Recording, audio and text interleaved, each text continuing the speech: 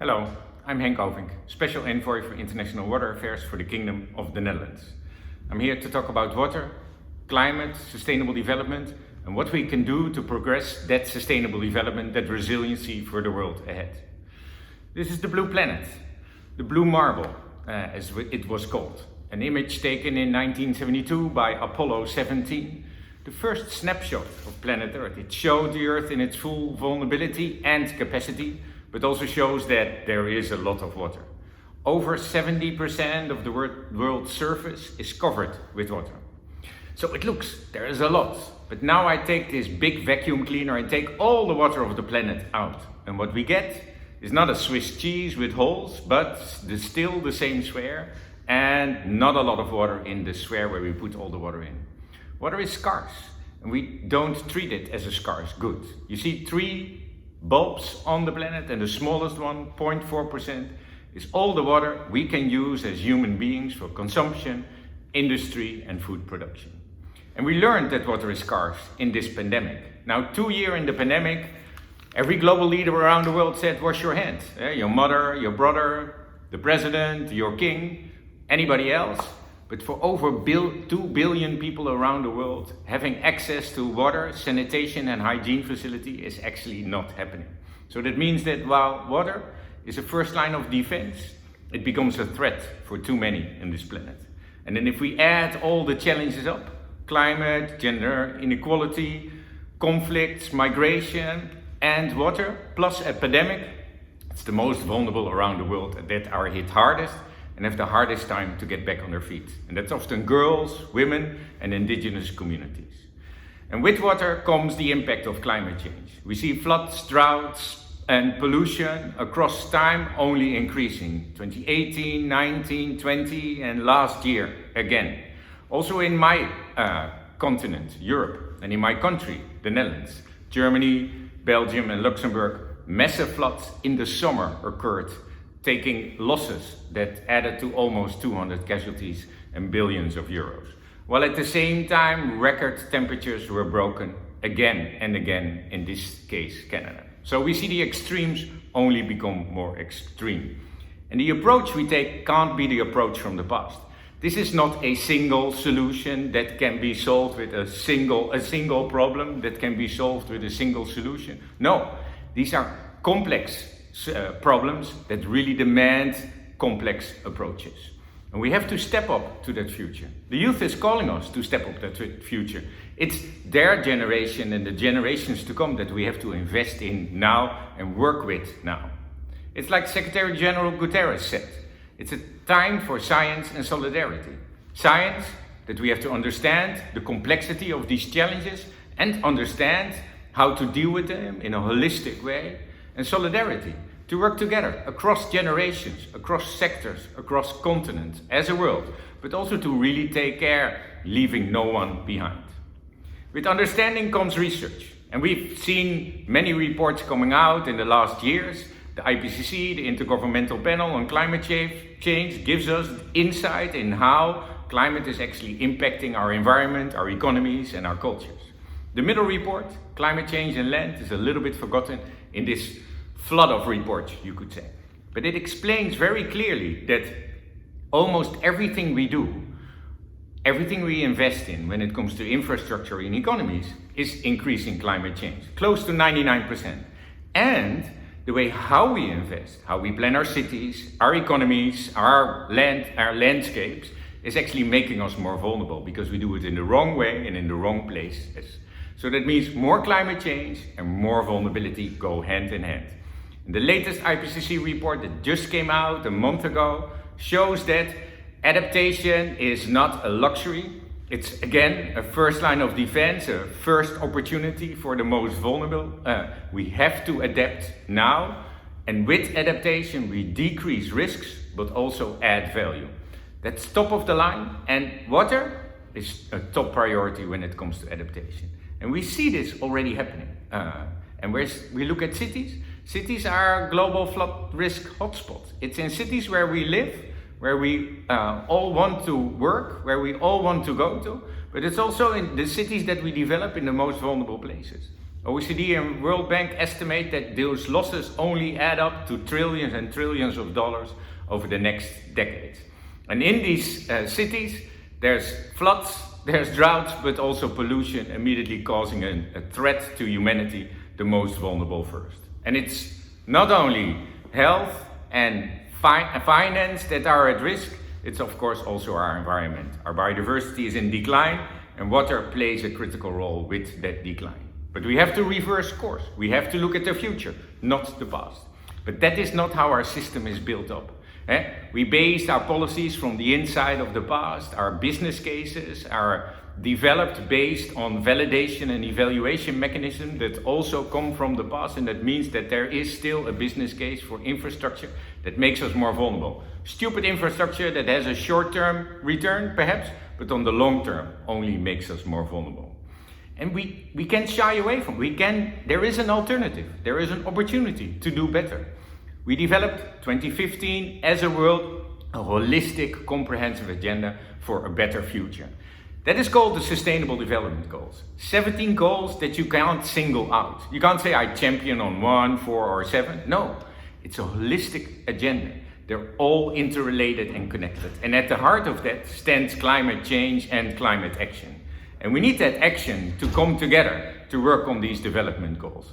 Because business as usual is not only not enough, it's lethal. So we have to look at the future proactively, step away from these non-responsive, from crisis to crisis way on how we deal with investments, how we deal with our economies. Even step up to this reactive approach where we find ourselves now in, because we have every day a crisis. So we respond to a crisis with band-aid approaches, but those band-aid let loose, and then before you know it, we're in trouble again. No, this is about a real proactive approach, where we look at the future and need a transformative capacity to leapfrog for sustainability, resiliency, and equity. And we can use water as a leverage to leapfrog. Investing in water trickles down across every sustainable development goal. And that makes that investing in water is your best bet. You see the return across society, across the sectors, across the collaborations we can find in our societies and economies. But for that, we have to understand water's complexity and the amazing opportunity it brings, value it accordingly along economic, environmental, social and cultural lines, and then start to manage it at every level in a very inclusive way. And that means an integration of all needs and opportunity, a way of working that is radically inclusive, and looking at the long term to make sure that it is sustainable. And that means this long-term comprehensive approach has to be matched with short-term innovative interventions to have results on the ground now in a way that's inclusive, leaving no one behind, partnering across every sector and silo in your society and communities, and be transparent, to not only to be accountable and be able to validate and evaluate the business cases that we need, but also to learn from our mistakes, but also learn on what works and be able to scale what works and replicate it across.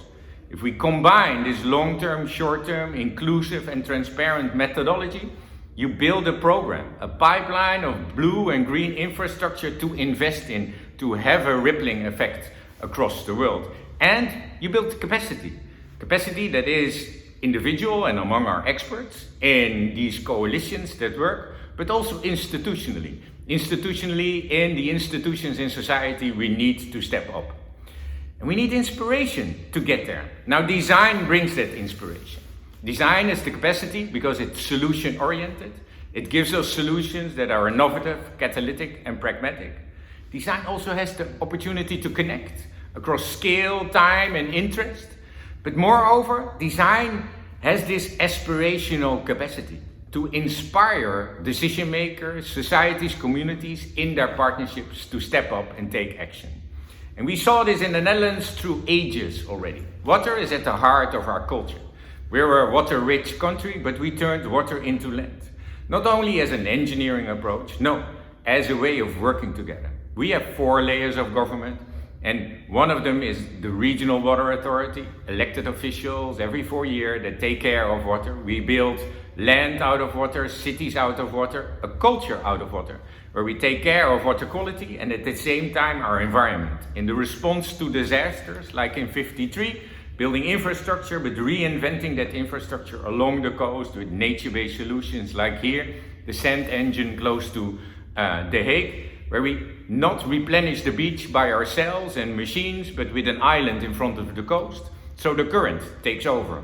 Or a comprehensive approach close to Katwijk, where the barrier to reinforce the dune system, the dike, actually became a parking garage, creating a massive opportunity, open space and quality for that city.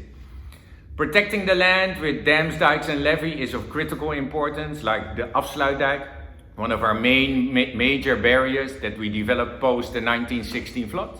But at the same time, we have to evaluate and develop and evolve towards that future. And we're now putting a hole in the dike. Yes, that is right. The Dutch are putting a hole in the dike to let the fish swim in and out and have a salt and freshwater system that is more in line with biodiversity and nature. Post 1995, with the almost floods in the Netherlands in our riverine delta, where we had to evacuate 250,000 people, we developed, by understanding of this near close disaster, that the rivers in our society across the world have become economic assets and canals. We have to give them back the room they deserve. A Room for the River program, over 39 projects across the Netherlands, investing 2.3 billion for environment, nature, but also urban development. Creating room to capture that water when there is a disaster, but when there's not, to use it, as this case in the Eendrachtspolder close to Rotterdam, as a World Championship rowing facility. But it can also be small scale in your city and neighborhood, taking away the tiles, capturing the water, bringing it back to the aquifer, or delaying the water, the storm water, before it goes into the system and it overflows everything. So it's projects, but it's also governance and planning in the way how to organize. We have a Delta program with a Delta commissioner that's responsible to protect our country, plan accordingly for that future, and be ready when things go wrong.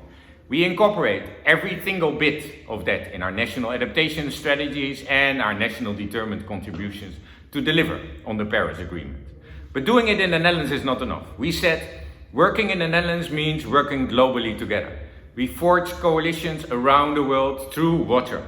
Investing in water, as said, not only trickles down across the SDGs, it creates the opportunity for partnerships.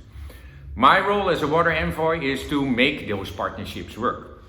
Through the investments we do with the Blue Deal and Waterworks, through the research we do with partners like the OECD and the World Bank and the ADB to understand better what the values of water are, but also to coalitions that help us understand that the actions we take in the Netherlands, Vietnam or Indonesia can actually be replicated across Africa, Latin America too. A Delta coalition that is inspiring the world on taking long-term action now. To put water higher on the agenda, we help develop the high-level panel on water, and to increase the awareness and opportunities for climate adaptation, we organized the first ever climate adaptation summit a year ago. That summit led to a strand of water at the climate COP in Glasgow with a pavilion co-sponsored by the Netherlands, Tajikistan, Germany and the UK, where the world came together on water when it came to climate. That is not enough. The Netherlands and Tajikistan are the proud co-host for the first since 1977 second ever United Nations Conference on Water next year in March. A conference where we will bring the world together on water and create the opportunity for a watershed moment. That means that we have to talk about the solutions that matter, the commitments that come with that, and how we can scale and replicate what works, stop what doesn't, and innovate where we need to. Now, we find momentum in our disasters. The Hurricane Sandy that hit the New York region was such an opportunity. I had the honor to work for President Obama's Hurricane Sandy task force post-Hurricane Sandy. This was the result of such a disaster. Crippled infrastructure, inequality across the city, power outages and more. But it was also a momentum to look at the future.